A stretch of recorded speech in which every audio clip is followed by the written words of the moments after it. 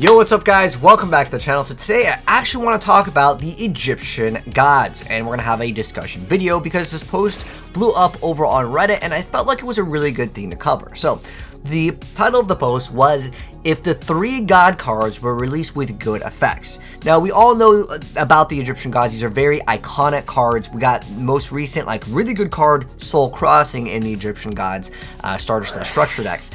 But these have been a super icon in the Yu-Gi-Oh community. If you look at what does well as far as content creation, a lot of times it comes down to nostalgia, specifically Blue Eyes, Dark Magician Girl, and even the Egyptian gods. These are always seen as like the icons of Yu-Gi-Oh! There's so much memorabilia, so many products made with these cards. If you look at different advertisements for like Yu-Gi-Oh! Products, they really hold on to nostalgia. And the reason why is because nostalgia does sell, but what I was thinking that was a very interesting topic, like Blue Eyes and Dark Magician, they will probably still get support till the end of time just because it's very nostalgic. But I was thinking about the Egyptian gods and not only how difficult they are to summon, but on top of that also when they're actually out on the board, they just get wiped by like 1 card. And remember, these are usually hefty investments, meaning that you're going to have to invest multiple cards to not only bring out the card, but then some of the cards like Cypher the Sky Dragon, you have to still have cards in your hand. Like, these cards are absolutely terrible for not only how hard they are to get out, but 2, like, they just get rolled too fast. And I think that that's the biggest problem. So this guy put in a post, again, it blew up over on Reddit. So I'm curious to see like how this post actually added different effects, and let's see if they would actually be good enough, and also open up the discussion to what would you guys change about the Egyptian gods. So first off, I think that as far as the Egyptian gods cards go, they just need to be more powerful. I think they still should have a hard summon requirement. It shouldn't just be like you can just normal summon an Egyptian god. That wouldn't really add to it. I think these cards need to be hefty on the sacrifice. Like, Obelisk is probably the easiest in terms of sacrificing because not only do all of them require like 3 tributes, but on top of that, Obelisk doesn't need any extra cards. Cypher, you need extra cards. Winged Dragon Raw, you just sacrifice all of your life, right? There's a huge investment. But what is the payoff for these? Well, I mean, Winged Dragon Raw, maybe you can OTK. Cypher is, I would argue, Cypher the Sky Dragon is the best Egyptian god in modern Yu-Gi-Oh! The reason why is there are certain matchups where they need to link summon, and since link cards can't go in defense mode, they just instantly pop because all of the monsters lose 2,000 attack, and if they're reduced to 0, they just get immediately destroyed. So that's why I think Cypher is probably the best one, but let's check out these effects and let's see if they would hold up in modern Yu-Gi-Oh! In like cash tier format right now. So let's go over the effects over here. So we'll start off with the Obelisk. Let's check out what they said for their effects. So this is someone else's creation. This is not an official Yu-Gi-Oh! Card. It's just what they suggested. And again, the post blew up, so I wanted to cover it. So it's Obelisk the Tormentor Divine Beast effect. It requires 3 tributes to normal summon or set. Cannot be normal set. This card's summon cannot be negated. Once per turn during the end phase, if this card was special summoned, send it to the graveyard. This card is unaffected by other card effects except the effects of Divine Beast monsters. You contribute 2 monsters, destroy all monsters your opponent controls. I believe the official Obelisk says you can't attack that turn, right? Yeah, okay, so the difference between their effect and the real Obelisk, so the real Obelisk can't attack, and it can, if it activates the effective tribute, and then the other effect of it is, it can't be targeted. Now, this one makes it immune to card effects, and it pops, I mean, if you tribute to, I think it would be kind of cool to see if you could tribute monsters in your hand, or if it let you tribute your opponent's monster, like tribute 2 monsters anywhere on the field, destroy all other monsters your opponent controls.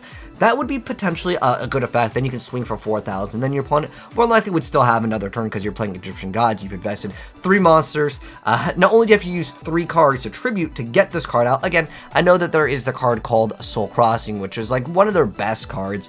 But for the most part, you're tributing 3 cards plus having Obelisk. That's 4 cards. And then using another 2 monsters. That's 6 cards total. Like, it's a hefty investment. Again, if you're able to tribute 2 monsters anywhere on the field to pop everything, and your opponent couldn't respond to it, that's the level of stuff we need in modern Yu-Gi-Oh! Because remember, going for turn 1 Obelisk pass may not be the most powerful play when your opponent can just either tribute the card or, flip it face down. Obviously, with this bonus effect of it not being affected by other card effects, would actually really help out Obelisk. And I think that this would be a step in the right direction. Would he be super overpowered? No. I think in order for the Egyptian gods to really have that like weight that they in terms of everyone's memory and the anime, and what a lot of like people that don't really play modern Yu-Gi-Oh! Think it would need to be better than this, but this is an effect where at least it keeps it core to its original effect.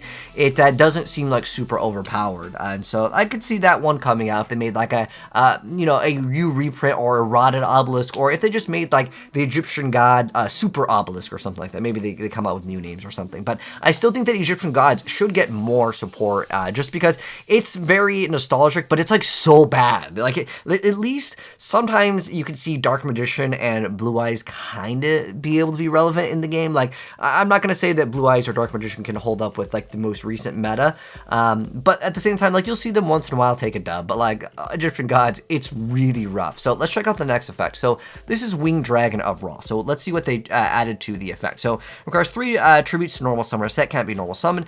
If normal summon, its original attack and defense become the combined original attack and defense of the monsters tributed for its summon. Okay, that could actually be pretty powerful. I believe it doesn't have that effect, but this card summon can't be negated. When this card is summoned, you can pay life points so that you only have 100 left. This card gains attack and defense equal to the amount of life points paid.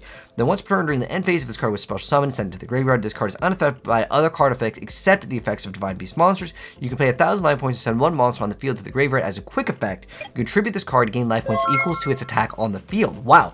Now we're looking at something really cool, because Winged Dragon Raw, you pay everything, and then if it goes away, you just get one tap. I think that that's kind of like core to its identity, but this one at least makes it so you can recover, and its attack on the field versus its original attack, because the original attack is question mark, which would still reg as 0 in most circumstances. So the original effect of it, where it says it has to be, you know, you use 3 cards, it can't be negated, but when it's summoned, card effects can't be activated. So this one, you pay life points, so you only have 100 left, and then it gains attack and defense equal to the amount that you paid. I think this is a much better idea, because if you already have those cards on the field, you already have that amount of stats in terms of damage. There's a lot of other Yu-Gi-Oh cards where like they would gain the stats of whatever you tributed with it, and not only do you gain the stats, but this would open up the door for Winged Dragon Raw to actually one-hit OTK tribute, especially if you're tributing 3 of your opponent's monsters, and then you just pay it until you have 100 left, and it's an all-in YOLO. I could see this effect actually being pretty good, legitimately, because again, you just would activate. I could see this being a little bit too OP, because legitimately all it comes down to is you soul cross and you tribute 3 of your opponent's cards, and then you instantly just one-shot your opponent. So I think that would be actually the best out of the 2 out of the 3 that we've seen. I would say Winged Dragon Raw, this would make him powerful because he would be actually feared. I think with modern Yu-Gi-Oh, the thing is that we don't really play any like back row, right? Like imagine summoning this, and since it's unaffected by other card effects, you can't hit with like a Magic Cylinder or Mirror Force. I think this card might be too strong if it had this effect, but it would be at least somewhat powerful to the point where people would actually have to fear it. I think that like right now when we see people play Egyptian Gods, if you're playing modern Yu-Gi-Oh, you're like, dude, it's like a GG, easy, free win, right? But if Winged Dragon Raw came out and it absorbed 3 monsters attack, and then you could keep on paying, and you could also pay another 1,000 life points to send another monster so you can just attack directly, I could see this card being good. I think that one's pretty solid, and like I like variety in Yu-Gi-Oh, and I think Egyptian Gods, they could have one format, right? Come on, like let the people that like don't normally play Yu-Gi-Oh play their like Egyptian Gods and dominate for one format. I think it'd be interesting to see if people actually play other cards to like heal up, or you could you hit them up with like a Wabaku, the next turn you come back. I think it'd be kind of cool. All right, so let's check out the Cypher the Sky Dragon's effect. So this is the last Egyptian God, so it requires 3 tributes to normal summoner set, can't be normal summoned. And its effect is, if this card was special summoned, sent it to the graveyard, this card is unaffected by other cards' effects except for the effects of Divine Beast monsters. It gains 1,000 attack and defense for each card in your hand, and if a monster is normal or special summoned to your opponent's field in attack position, that monster loses 2,000 attack and it's reduced to 0 as a result destroyed. So basically what they added with this one is that it's unaffected by anything except for Divine Beast monsters. Now I've mentioned before, I actually think Cypher is one of the best Egyptian Gods. The reason why is it actually has the ability to like be turn 1, I stop things. But remember, you have to use 3 cards to tribute. You actually have to have the card, so that's the 4th. And you probably want at least 3,000 attack. That's 7 cards turn 1, unless of course, remember, you're tributing all of your opponent's stuff like Soul Crossing or, you know, some other Yu-Gi-Oh cards, right? I think that this would be a pretty nice buff, because a lot of times what happens with Cypher the Sky Dragon is your opponent would just special summon defense position, and then they would activate their effects and they would get rid of Cypher. A-okay, no problem. But now at least he protects himself. But I think that what would be a nice addition to Cypher the Sky Dragon is at least when you summon it, you can draw until you have maybe at least draw until you have 2 or 3 cards. That way he has some sort of stats, because if you have no cards in your hand, he's 0. It's bad, right? So there is like kind of like a risk with Cypher, but like it's because again, all the Egyptian gods have very, very hefty costs. I think Obelisk doesn't really, like I mentioned before, it doesn't really have a cost, but remember, Cypher the Sky Dragon, 3 cards, and then you have the Cypher, that's 4, and then the 3 cards you just have it at least at 3,000 attack to make it at least viable. I know against certain Link decks, Cypher the Sky Dragon just eats them up. Like they need certain cards, as Stepping Stones, Link monsters can't be in defense position. But yeah, I thought this was a really cool subject, and I'm curious to see kind of. I actually haven't opened up the comments in this. I actually kind of want to open it up, and I want to see what people say. So I was surprised after researching the anime effects how faithful Obelisk and Cypher were, missing out on targeting protection or immunity to card effects, but remain mostly faithful. Raw, on the other hand, got absolutely, they got wrecked. So they had to create dozens of separate cards supporting Raw. Okay, so I'm not really sure what Raw's affected in the anime. If someone wants to comment down below. If they gave Raw all its effects from the beginning, Endymion would look like the Hobbit. Okay, so maybe a Lord of the Rings reference. They should have made the cards absolutely busted. Okay, but simply banned them. Okay, I could see, you know, I think that that's also kind of a cool idea, because a lot of people, for some reason, I don't know why, in the Yu-Gi-Oh community, in terms of like just like anime fans, a lot of people still think the Egyptian gods are banned. They still think pot of greed is legal, and it's so weird that there's a large amount of people that like play Yu-Gi-Oh, but they actually don't know what's on the ban list. But I think that it would be cool to see them maybe make anime effects of the Egyptian gods that are only for maybe traditional format, and maybe in traditional format they could actually dominate. But I just think it'd be cool just to see Egyptian gods be able to come out into the game and actually be a viable archetype in the future. But let me know what effects you would change or your thoughts on the subject, because I thought it was a more interesting subject to go ahead and talk about today. But anyways, if you guys enjoyed the discussion video, drop a like on it. And if you're new here and do want to see more discussion videos in the future, subscribe, turn the bell, and you may see some in the future. But take care, and I'll see you on the next video. Peace.